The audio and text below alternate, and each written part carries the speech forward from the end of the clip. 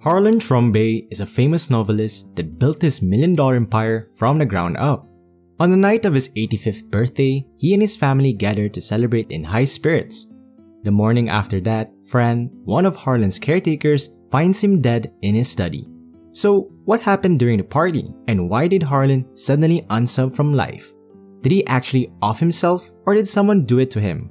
Is the culprit a stranger, or is it someone close to his heart? Hello, Popcorn Recap here. Today, we'll cover a 2019 mystery comedy movie called Knives Out. Before we start, be sure to like the video, drop a comment, and subscribe to the channel if you dig the summary. 1 week after the untimely demise of Harlan, the police gather his family back to the Thrombey estate for questioning. They also bring in a woman named Martha. She's Harlan's nurse and took care of him the night before he expired. While the police have already ruled out that Harlan's death was of the emo variety, a famous private detective named Benoit Blanc thinks otherwise. It turns out that an anonymous person hired Mr. Bond, Benoit, to investigate the death of Harlan and for foul play. During the question and answer portion of the pageant, the family members seem to be lying and hiding something from the investigators. You could say that Harlan rocked his relationship with his family before he passed. Let's quickly run through what he did to all of them, shall we? While there's nothing wrong with Linda, Harlan threatened to expose her husband Richard for cheating on her the afternoon before he passed away. On that same day, Harlan also cuts off his funding to his daughter-in-law, Joni, and her daughter, Meg. It seems he caught Joni double-dipping for Meg's expensive tuition fees. Harlan also decided to fire his son, Walt, that has been running his publishing company for years, from that said company. Lastly, he also had an intense argument with his grandson, Ransom, who turns out to be the family's black sheep. Also, why would someone name their kid Ransom? So as you can see, Harlan is someone that loves to live on the edge. I mean, come on, it's as if he has a death wish or something, right? I'm not surprised if one of them wanted to vote him out of life ASAP. Anyway, with the questioning going nowhere, the investigators decide to take a break. Then, Benoit encounters Martha, who is waiting for her turn to get questioned by the police. He quickly invites her for a chat and starts asking her questions about her relationship with Harlan. Now, this is when things start to get interesting. The thing is, Martha has a special quirk. No, it's not her tendency to cheat on Batman like in the movie Deep Water, which we have a funny recap of, by the way, link in the description below or a card at the upper right corner of this video. Anyway, where was I? Oh, Martha. Martha here can't lie even if she wanted to. No, her nose doesn't grow like Pinocchio. It's more disgusting than that. You see, whenever Martha lies, she starts throwing up. Of course, Benoit puts this to the test, like anyone else that hears about such things. Realizing that Harlan probably told Martha about his plans, he cross-checks information about what happened with her. Since she treats Harlan as a friend, Martha tries to lie, but it doesn't work out well for her. While surprised, Benoit now starts using this to get closer to the truth. Benoit then reveals he is baffled about who hired him to investigate Harlan's death. After saying that, Benoit receives a walkthrough of what happened at the time of Harlan's death. According to their intel, the party ended at around 11:30 p.m. During that time, Martha takes Harlan upstairs for his meds. Not long after that, Joni hears a sound coming above her room. She goes upstairs to check on Harlan, waking Linda up.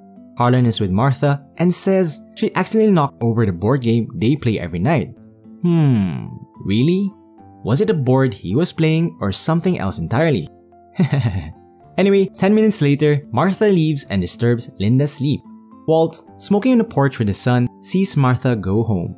He checks his watch and sees it's midnight. 15 minutes later, Linda's sleep gets disturbed again by someone going down the stairs. This time, it's Harlan who plans to have a midnight snack, which Walt sees and discourages him from doing. So, based on all this information, the medical examiner determined the time of death to be between 12:15 and 2 a.m. After Walt finished his cigar, Meg arrives at around 12:30 a.m. and goes straight to bed. The father and son turned in shortly after that. Sometime later, possibly around 3 a.m., Meg wakes up after hearing the dogs barking outside. She kept her mouth shut, used the bathroom, and went back to bed. So, all that considered, the police believe everything checks out regarding the cause of Harlan's death being voluntary eviction from life. After stating that the family members are capable of lying, Harlan continues to believe that the truth is still out there. Not long after that, investigators hears Martha's side of the story. As it turns out, Martha accidentally switched Harlan's medications that night and injected him with an insane amount of morphine. In doing so, she starts the countdown timer on Harlan's life, roughly 10 minutes according to her. Although they have another medication that could counter the effects of the morphine, Martha can no longer find it in her medical bag. She starts to panic, cries, and calls 911. However, Harlan stops the call and calms her down. At this point, the truth behind the events involving the other family members from earlier starts getting revealed. When Joni checks on Harlan, his timer has already started, yet he pretends everything is fine and sends her away. After that, he tells Martha to pretend she's going home and do so loudly while mentioning it's already midnight. Walt sees her leaving and checks his clock to see it's midnight. He then tells her to stop her car nearby and return to the estate through the back gate. Then, she must climb the house to access a secret passage and quietly return to Harlan's room. Once there, she must put on Harlan's robe and pretend to be him sneaking downstairs for a midnight snack.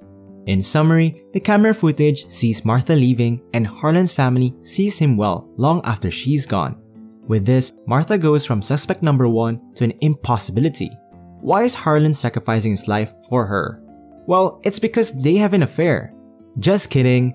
He's doing this to protect Martha and her mother because she has been nothing but kind and loyal to him.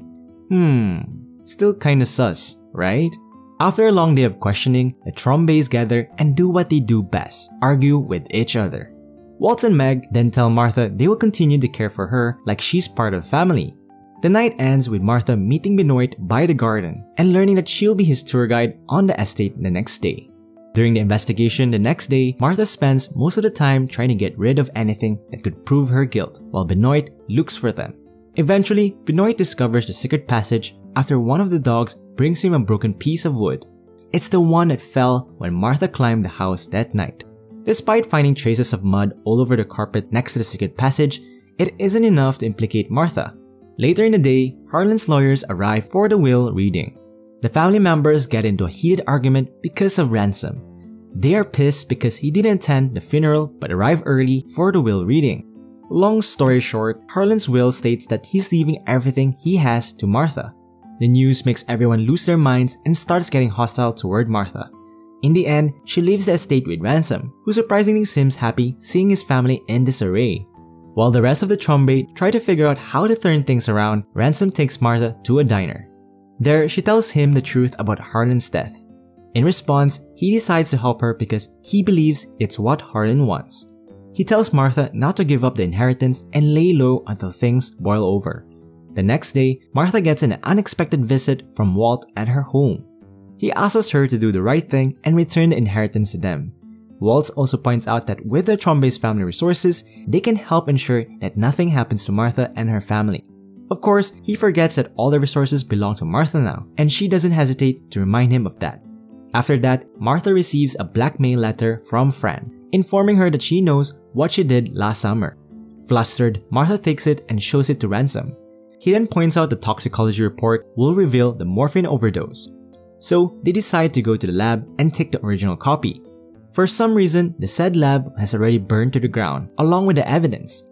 Ransom asks Martha to check her email, and she finds a message containing an address. It seems Fran wants to meet up with her. Shortly after that, Martha gets spotted by Benoit, who just happened to tag along with the police that day. They have a quick car chase which ends with Martha and Ransom getting cornered by the police. The police takes Ransom in for questioning because they believe he returned to the house late at night based on Nana's statement. However, it was simply Nana mistaking Martha for Ransom when she went down the ladder. Meanwhile, Benoit tags along with Martha, who stops by the place from Fran's email. She finds Fran inside and she's already dying because of a morphine overdose. Fran then utters the word copy and stash to Martha. After that, she angrily tells her, "You did this! And you won't get away!" Despite her aggressive behavior towards her, Martha calls 911 and attempts to save Fran's life. After securing Fran at the hospital later, Martha comes down to Benoit, who already knows everything because Ransom snitched on her. She then decides to tell the Thrombey family the truth, despite Benoit saying it's not a good idea. Later, the Thrombey estate too stopped by Fran's stash and find a copy of Harlan's toxicology report. While Martha prepares to tell the Thrombey family the truth, Benoit reads the toxicology report and immediately interrupts her. After that, he drags Martha to another room. He then tells an officer to get everyone away from the room except Ransom.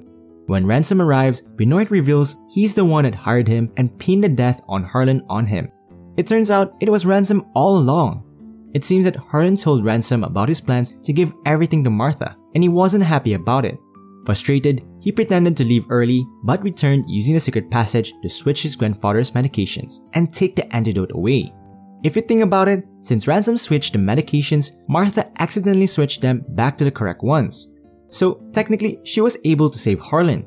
Of course, that is only true if Harlan used his common sense and called for 911 instead of being all dramatic and crap about it. Anyway, Ransom went all in after Martha confessed at the diner. As for the blackmail letter from Fran, it was for Ransom. It seems Fran caught him switching the medications from Martha's medical bag. So he dealt with her and pretended that the letter was from Martha. Oh, he was also the one that burned the laboratory to the ground. So why did Ransom do all of that? Simple, he was merely fighting for what he believes is his birthright.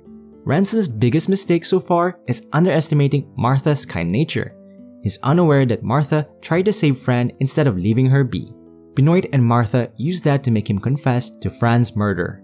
Cornered, Ransom grabs a nearby knife and tries to take down Martha. To his surprise and disappointment, it's a prop knife, and the cops finally arrest him for his crimes. Martha talks to Benoit about what she should do about the rest of Harlan's family. It seems she's thinking of helping them, but Benoit is against an idea. The movie ends with the Thrombey family looking up at the balcony where Martha is standing and drinking in a mug with the words, "My house," on it. Subscribe for more videos like this. Turn on notifications and leave a like. It really helps the channel.